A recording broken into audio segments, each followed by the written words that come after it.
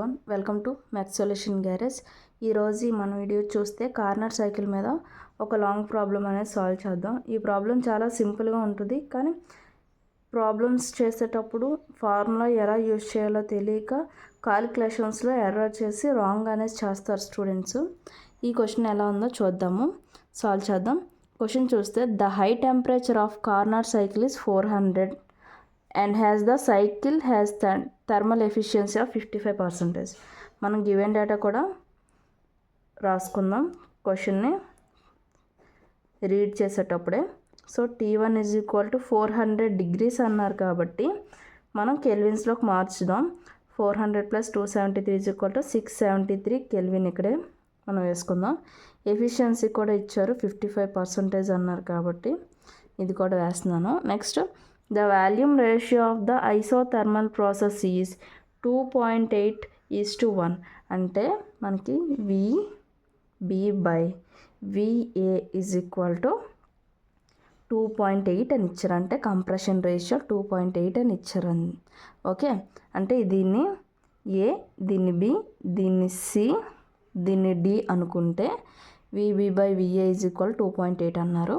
Next మనకి ఇంకేం చెప్పారు, determine for the cycle the low temperature ఎక్కడ వస్తుందో ఫైండ్ అవుట్ చేయమన్నారు. లో టెంపరేచర్ మనకి ఎక్కడ వస్తుంది, సి దగ్గర వస్తుంది మనకి. ఓకేనా, లో temperature the volume ratio of the adiabatic process దగ్గర మనకి వాల్యూమ్ రేషియో ఫైండ్ అవుట్ చేయమన్నారు. నెక్స్ట్ ద ఓవరాల్గా వాల్యూమ్ రేషియో ఎంత అనేది మనకి ఫైండ్ అవుట్ చేయమన్నారు. చూద్దాం. ఓకే, లో టెంపరేచర్ ఫైండ్ అవుట్ చేయమన్నారు కాబట్టి మనం చూద్దాం. ఫస్ట్ లో టెంపరేచర్ కదా, లో టెంపరేచర్ అని హెడ్డింగ్ పెడదాం. లో టెంపరేచర్ అంటే థర్మల్ ఎఫిషియన్సీ మనకి ఫస్ట్ ఒక టెంపరేచర్ ఎఫిషియన్సీ ఇచ్చారు. సో మనం ఒక టెంపరేచర్ ఇచ్చేటప్పుడు మనం ఎలా ఫైండ్ అవుట్ చేయాలో చూద్దాం. సో మనకి థర్మల్ ఎఫిషియన్సీ బట్టి మనం ఫైండ్ అవుట్ చేయొచ్చు కదా. ఎఫిషియన్సీ ఈజ్ ఈక్వల్ T1/T2 కదా. సో అలా చేసి మనం చేద్దాం. Is equal to T1 - T2/T1 కదా. సో దీని ద్వారా చేస్తే మనకి ఎఫిషియన్సీ అంటే 0.55 కదా, 55% అంటే. సో T1 మనకు తెలుసు 673 - T2/T1 ఈజ్ ఈక్వల్ టు 0.55 కదా. సో ఈ T2ను ఒకవైపు తీసుకొస్తే ఈ T1 అంటే 673 కదా. సారీ, ఈ 673 0.55 ఇంటూ 673 చేయొచ్చు కదా. అంటే 673 - T2 is equal to 0.55 into 673 అంతేనా. సో ఈ T2 అనేది మైనస్ చేస్తుంది. ఈ T2ని అటు సైడ్ తీసుకెళ్ళి ఈ వాల్యూని ఇటు సైడ్ తీసుకొద్దాం. 673 మైనస్ ఈ వాల్యూని 0.55 - 673 చేస్తే మనకి 370.15 వస్తుంది. ఈజ్ ఈక్వల్ టు T2 కదా.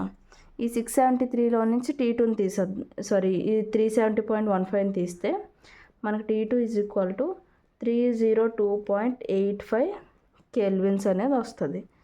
మనకి T2 ఈజ్ ఈక్వల్ టు 302.85 వచ్చింది కదా. సో ఈ 302లో నుంచి 273 తీయాలి, ఎందుకంటే ఇది కెల్విన్లో ఉంది. మనకి ఎందులో కావాలి, డిగ్రీస్లో కావాలి.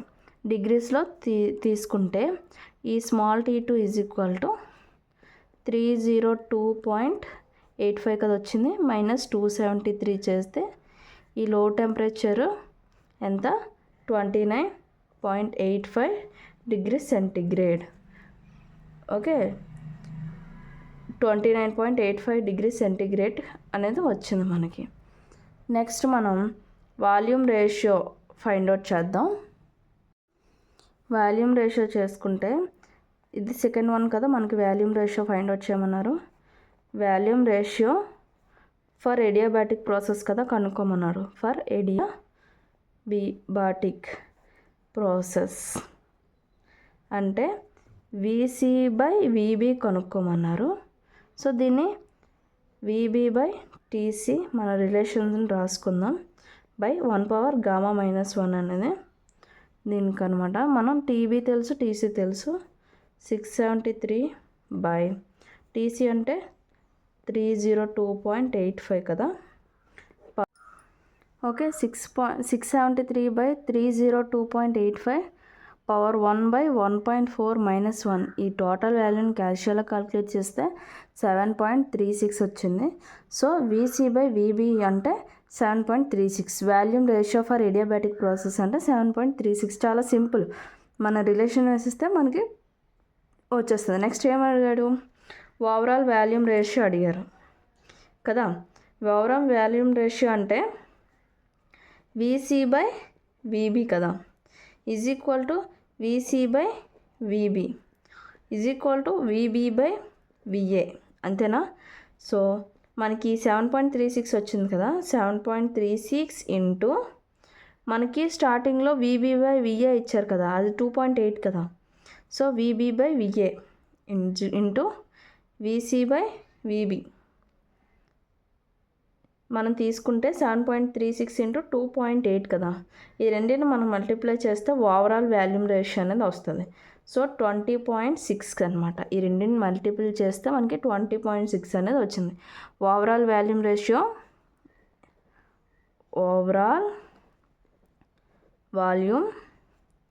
Ratio is equal to 20.6. అంతే. చాలా సింపుల్ అనమాట. చాలా సింపుల్, చాలా ఈజీగా మనం సాల్వ్ చేయొచ్చు. రేషియో మనం వేస్తే సరిపోతుంది అనమాట. మీకు ఈ వీడియో నచ్చినట్టయితే లైక్ చేయండి, షేర్ చేయండి, సబ్స్క్రైబ్ చేయండి. Thank you from mess solution garage.